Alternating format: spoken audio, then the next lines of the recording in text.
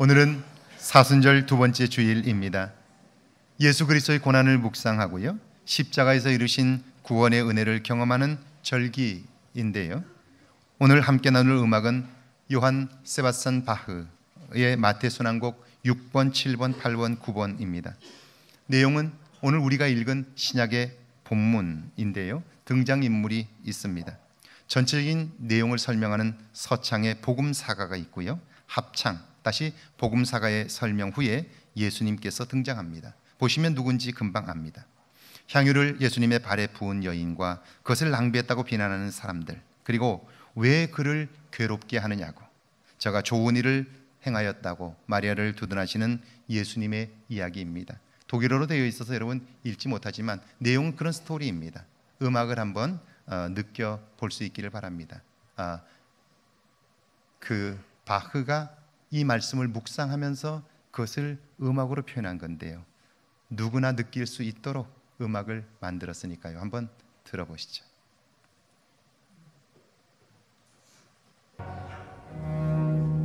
Nun Jesus war zu Bethanien im Hause Simonis des Aussätzigen. Trat zu ihm ein Weib, die hatte ein Glas mit köstlichem Wasser und goss es auf sein Haupt, da er zu Tische saß. Da das seine Jünger sahen, wurden sie unwillig und sprachen: Wozu redet dieser? Wozu redet dieser? Dieses Wasser, dieses Wasser, dieses Wasser,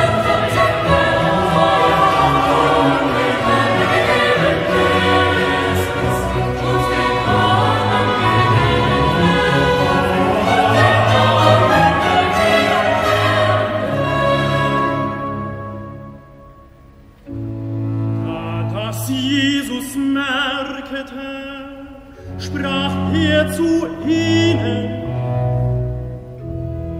Was bekümmert ihr das Weib? Sie hat ein gut Werk an mir getan. Ihr habet alle Zeit Armen bei euch, mich aber habt ihr nicht alle Zeit. Dass sie dies Wasser hat auf meinen Leib gegossen, hat sie getan, dass man mich begraben wird. Wahrlich, ich sage euch, wo dies Evangelium gepredigt wird in der ganzen Welt, da wird man auch sagen zu ihrem Gedächtnis, was sie getan hat.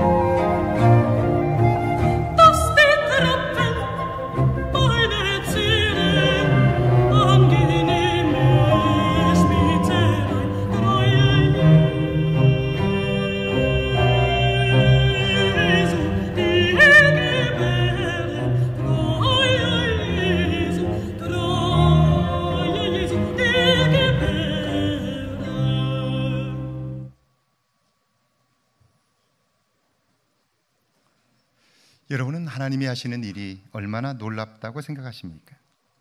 그분을 믿고 사랑하며 살아가는 사람의 삶이 얼마나 위대해질 수 있다고 믿으십니까?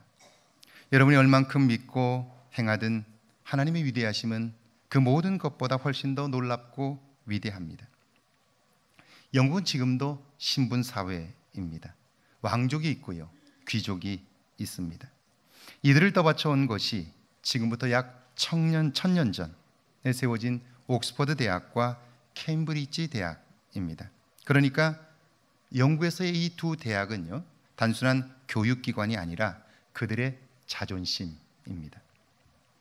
최고의 지성을 자랑하고요, 그곳 출신의 명예는 상상 이상입니다.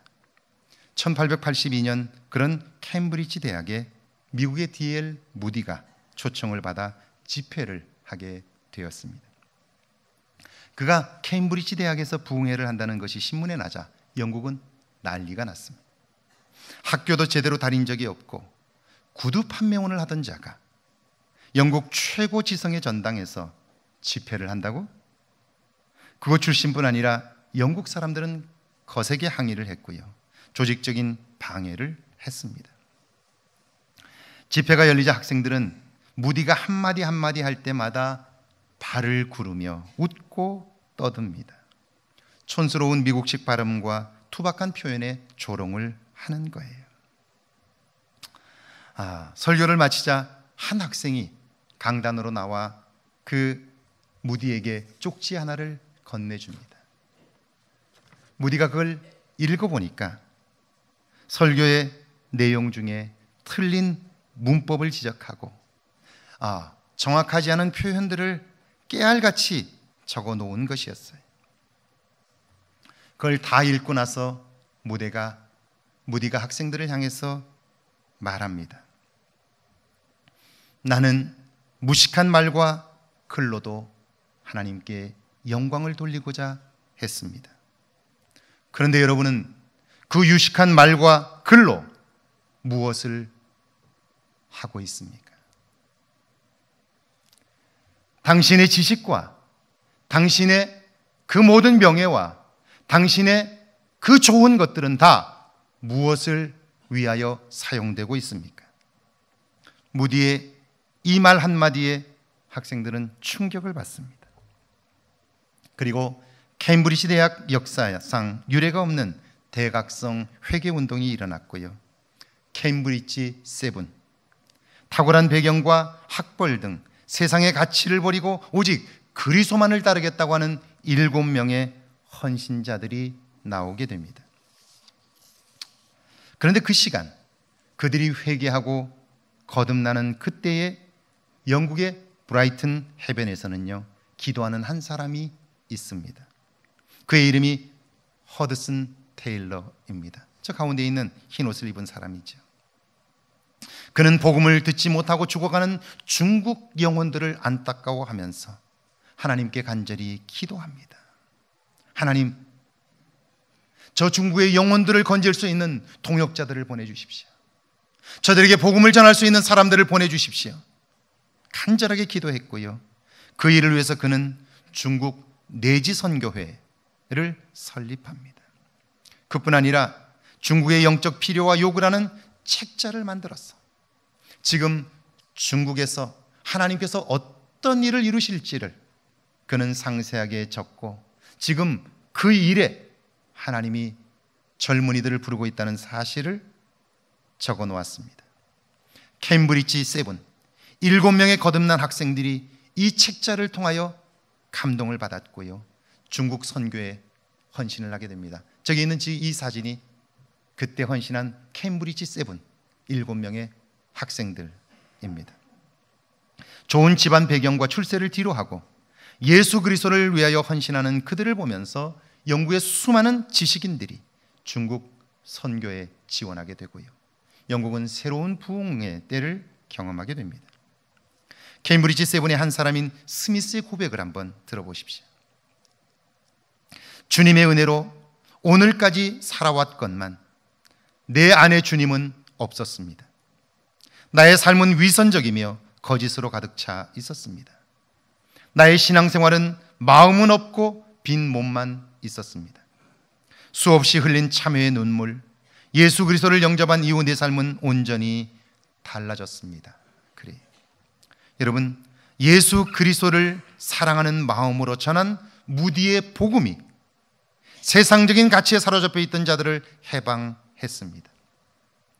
변화된 그들이 기도하던 허드슨 테일러를 만났고요, 중국 선교의 새로운 역사를 이루었습니다.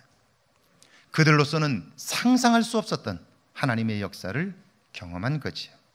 오늘 신약의 본문을 한번 볼까요? 마태복음 26장 6절과 7절입니다. 우리 한번 같이 읽습니다. 예수께서 베다니 나병 환자 시몬의 집에 계실 때에 한 여자가 매우 귀한 향유 한 옥합을 가지고 나와서 식사하시는 예수의 머리에 부으니. 오늘 우리가 읽은 본문의 말씀의 주인공은요, 귀한 향유를 예수님께 부은 여인입니다. 우리는 단순하게 지금 돈으로도 3천만 원에서 5천만 원 상당의 비싼 향유를 예수님께 드린 그 여인의 행동에만 초점을 맞춥니다. 그런데 이 말씀은 그런 차원을 훨씬 넘어서 예수 그리스도를 믿는 사람들이 그분에게 어떻게 헌신해야 하는지, 그리고 헌신하면 어떤 일이 벌어질 수 있는지를 너무나 잘 보여주고 있습니다. 오늘 본문 6절은요, 예수께서 베다니 나병 환자 시몬의 집에 계실 때에 일어난 사건입니다. 구약 시대에서부터 이스라엘 백성들은 나병에 대한 이해를 가지고 있었습니다.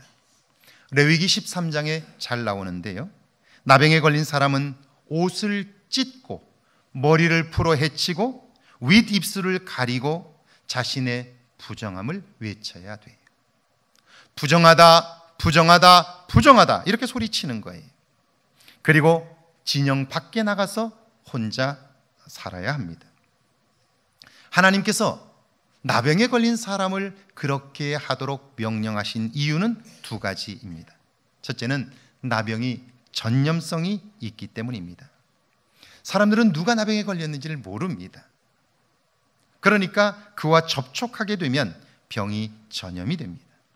그래서 누구나 알 수 있도록 옷을 찢게 했고요, 머리를 풀어 헤치게 했어요. 부정하다, 부정하다 외치게 하고요, 그를 격리시킴으로써 가까이 오지 못하게 한 거죠. 두 번째 이유는요, 나병을 통해서 나와 우리 공동체를 돌아보게 하는 거예요. 특별히 이 때를 통해서 하나님에게서 멀어진 나, 죄와 더불어 살고 있는 나, 욕심에 끌려 살고 있는 나를 돌아보게 하신 거예요. 오늘 구약의 본문인데요, 민수기 12장은 아론과 모세의 누이 미리암이 모세를 비난하는 사건입니다. 민수기 12장 1절을 한번 같이 읽어볼까요? 1절 말씀입니다. 함께 읽습니다. 모세가 굿수 여자를 취하였더니 그 굿수 여자를 취하였으므로 미리암과 아론이 모세를 비방하니라. 굿수 여자, 그녀는 분명 이방인입니다. 모세가 이방 여인을 부인으로 삼은 것은 환영할 만한 일은 아닙니다. 그래서 아론과 미리암이 모세를 비난했다면, 그러면 그가 잘못한 그 일만을 지적하고 그리고 그 문제만을 이야기해야 돼요.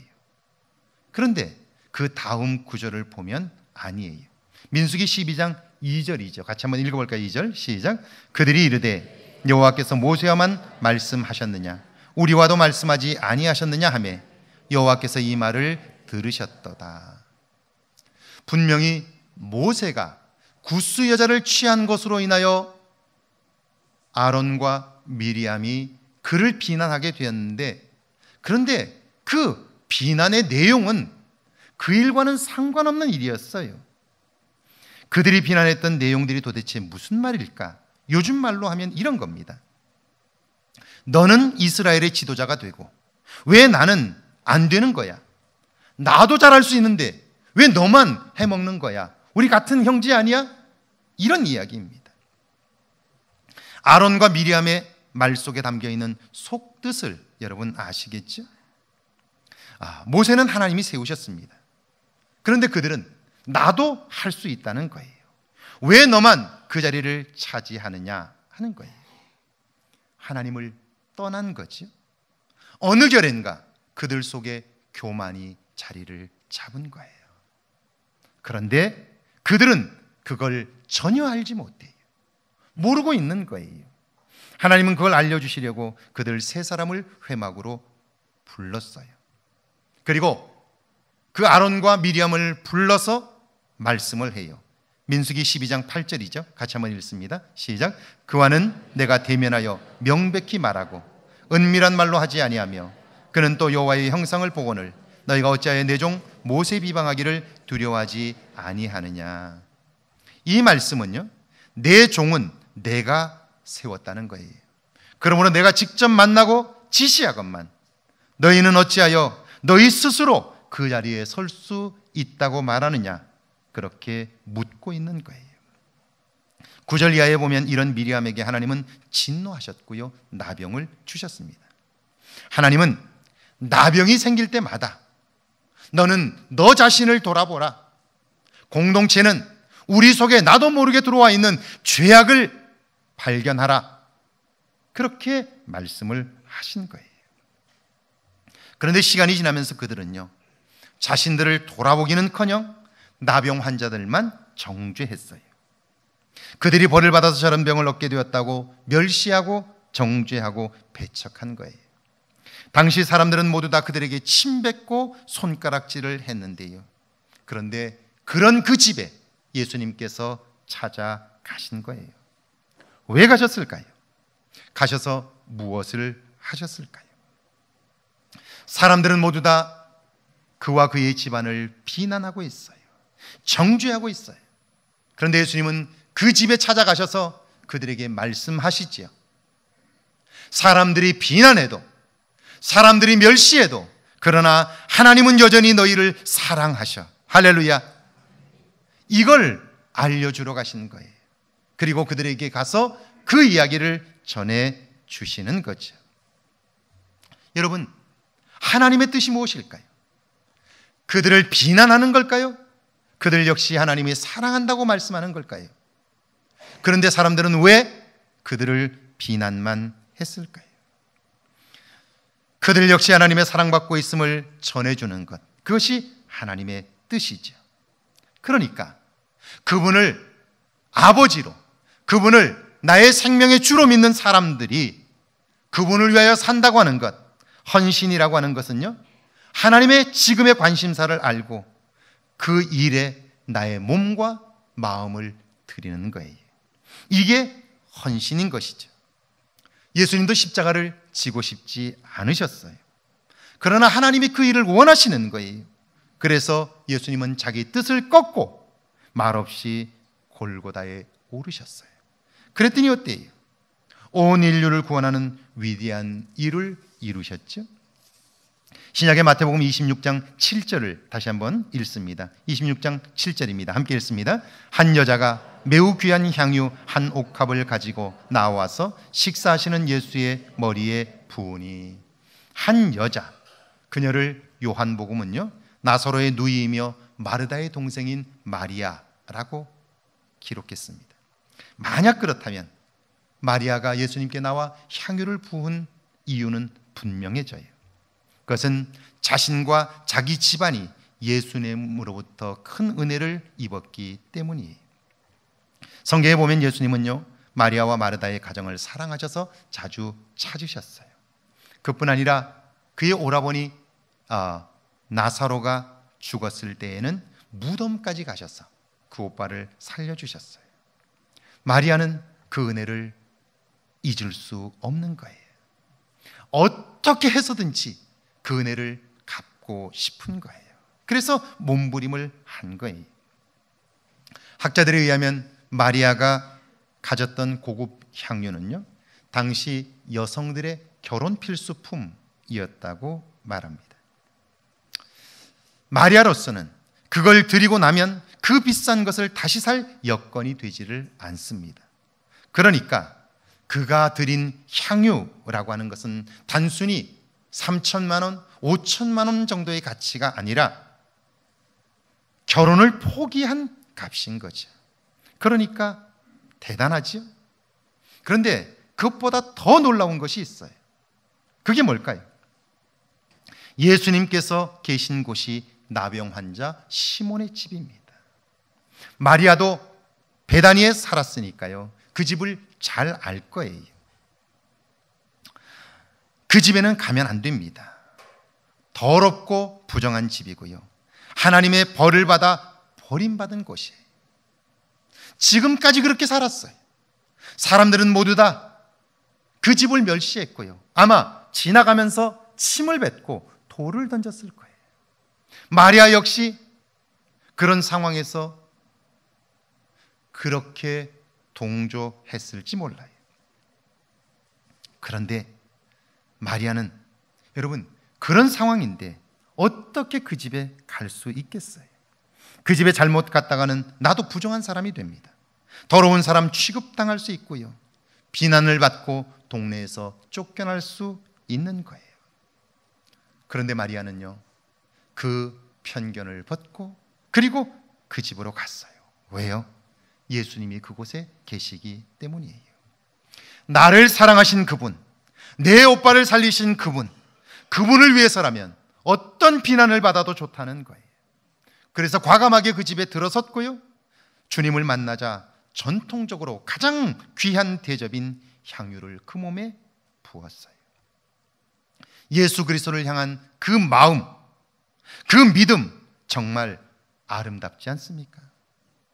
중심에 그 마음이 있기 때문에 사람들의 비난도 무릅쓰고 그 이후에 자기가 겪어야 할 고통도 그는 감내하고자 그 집에 들어선 거예요. 그리고 결혼을 포기하고라도 그분을 기쁘시게 하기 위하여 향유를 예수님의 발에 부었던 거죠. 그 마음은 귀한 거예요. 그 마음은 너무나 감동적이고 아름다운 거예요. 그런데요, 제자들은요, 그걸 보지 못해요. 알지도 못해요. 마태복음 26장 8절과 9절이죠. 같이 한번 읽습니다. 8절과 9절입니다. 제자들이 보고 분개하여 이르되 무슨 의도로 이것을 허비하느냐, 이것을 비싼 값에 팔아 가난한 자들에게 줄 수 있었겠도다 하거늘. 그 말이 틀린 것은 아니에요. 그런데 그 말은요, 화가 난 후에 나온 말입니다. 무슨 말일까요? 그들은요, 그 여자는 틀렸고 나는 옳아요. 그러니까 그녀의 행동이 못마땅한 거예요. 화가 나는 거예요. 화가 나게 되자 그 여인의 진실한 마음이 보이지를 않습니다. 예수님은 어떻게 생각하실까? 제자이면서도 그런 생각조차 없는 거예요. 하나님이 지금 그 일을 통해서 행하시는 일들을 알 수도 없는 거예요. 그리고 자기 감정에 사로잡혀 분노하고 있는 거예요. 예수님의 판단입니다. 11절과 12절이죠. 같이 한번 읽습니다. 시작. 가난한 자들은 항상 너희와 함께 있거니와 나는 항상 함께 있지 아니하리라. 이 여자가 내 몸에 이 향유를 부은 것은 내 장례를 위하여 함이니라. 무슨 말입니까? 너희 곁에 항상 가난한 자들이 있었지만 너희가 그들에게 관심한 적이 있었느냐 하는 거예요.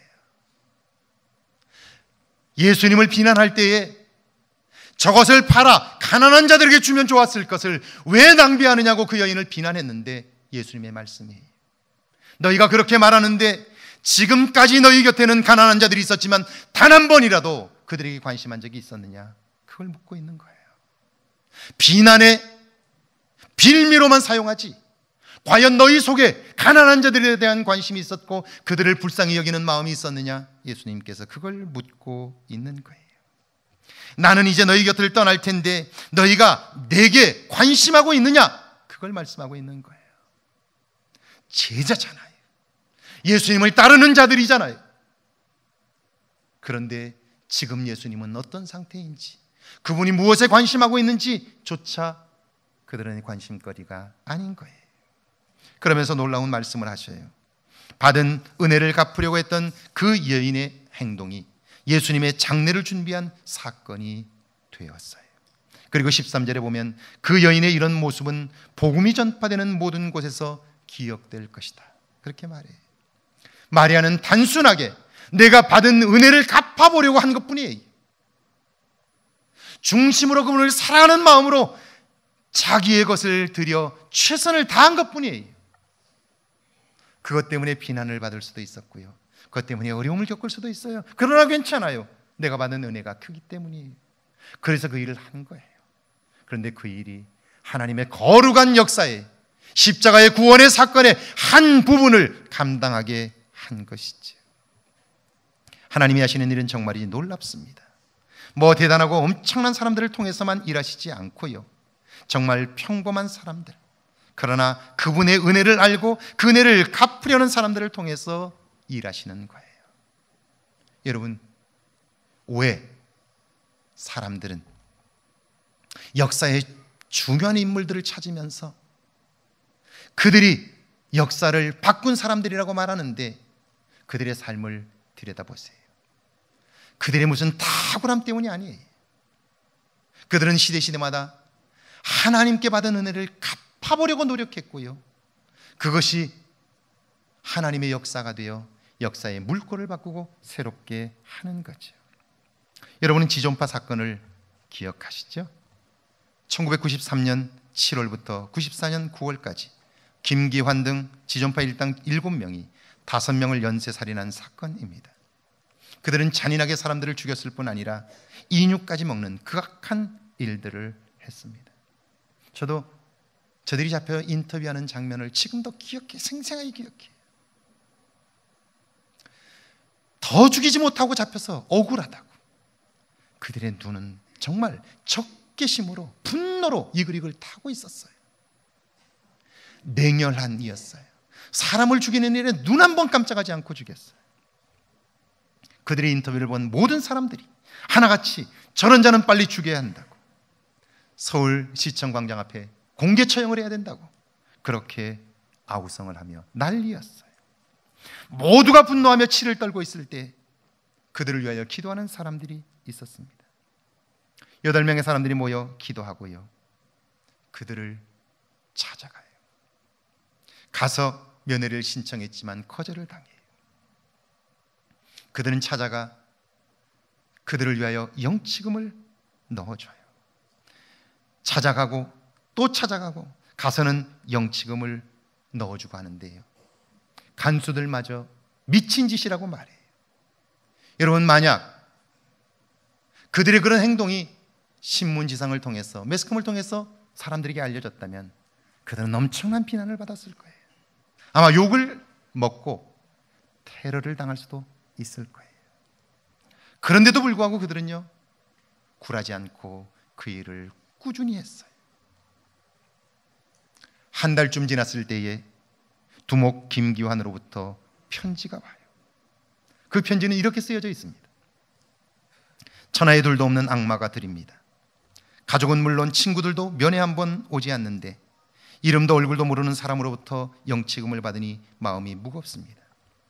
재판 과정이 언론에 보도된 바와 같이 반성을 모르는 철면피라고도 하는데 그럼에도 불구하고 진정 따뜻한 마음을 전해주신 이재명 선생님께 깊은 마음의 정을 느낍니다.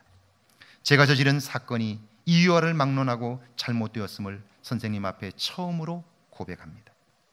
선생님의 따뜻한 마음에 다시 한번 뜨거운 인간애를 느낍니다. 이재명 선생님의 앞날의 무궁한 발전과 안녕이 함께 하시길 지옥에서라도 빌겠습니다. 악마의 대리인 김기환. 비난하는 일은 쉬워요. 누구나 비난할 수 있어요. 그러나 그때에도 그들을 사랑하시는 하나님의 마음으로 그들을 품고 기도하는 일은 믿음이 아니면 불가능해요. 하나님의 뜻을 알고 미움을 극복하고 하나님이 원하시는 그 일에 헌신하는 일은 진심으로 주님을 사랑하지 않고는, 내가 받은 은혜를 알지 못하고는 불가능한 일이에요. 여러분, 그들을 처형한다고 해서 그런 사건이 이 땅에서 없어집니까? 저는 버지니아 총격 사건이 있었던 그 가까운 곳에 살았어요. 그가 그 많은 학생들을 죽였을 때에 저도 큰 충격을 받았어요. 그리고는 저 사건이 어떻게 펼쳐질까 두려운 마음이 들었어요.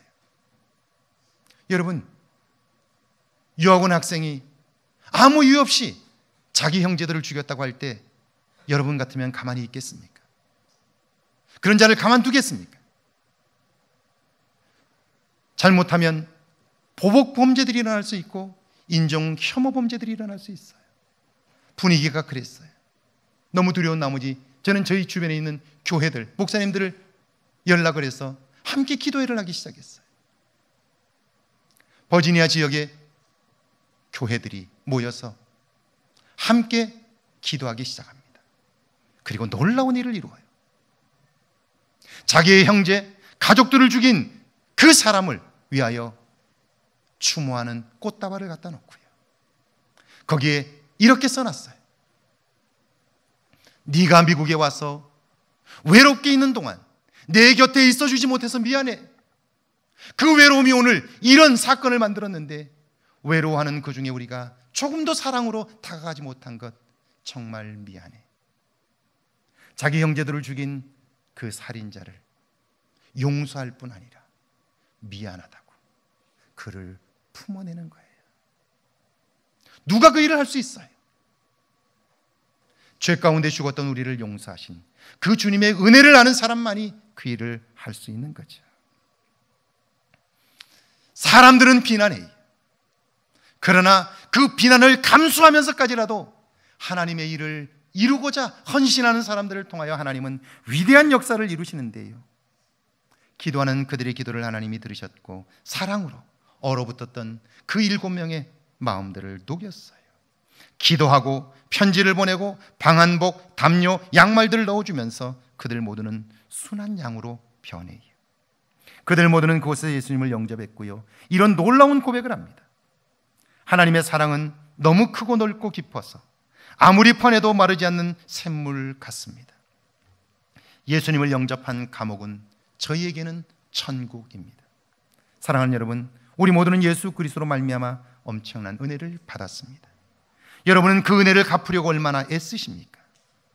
헌신은 은혜 받은 사람들이 그 은혜를 갚으려고 하나님의 관심사를 알고 그 일에 물질과 마음과 시간을 드리는 것입니다. 그럴 때에 하나님은 그 헌신을 받아 하나님의 놀라운 사건을 이루는 것입니다. 여러분, 교회 안에서 그 헌신을 훈련하지 않는다면 어떻게 세상 속에서 헌신할 수 있습니까? 신앙생활이 단순히 주일날 한번 교회에 오는 것으로 끝나야 합니까? 교회 안에서 차량 봉사하는 것, 식사 봉사하는 것, 그게 헌신의 마지막입니까? 그것은 훈련입니다. 그런데 그것마저 할 수 없다면 예수를 그리스도로 믿는 우리들의 삶은 무엇입니까? 오늘 이런 나를 위하여 예수님께서 십자가를 지신 것입니까? 오늘 우리의 삶이 무기력해지는 이유는 무엇입니까? 함께 살아계신 하나님을 경험하지 못하기 때문 아닙니까? 그분의 은혜를 잊어버렸기 때문 아닙니까? 은혜를 기억하고 그 은혜를 갚아보려고 노력할 때 그 마음을 하나님은 받으시고 그를 사용하사 우리의 개인의 삶이 하나님의 역사가 되게 하는 거죠. 이런 은혜가 저와 여러분 모두에게 있기를 주의 이름으로 축원합니다. 찬양하고 기도합니다.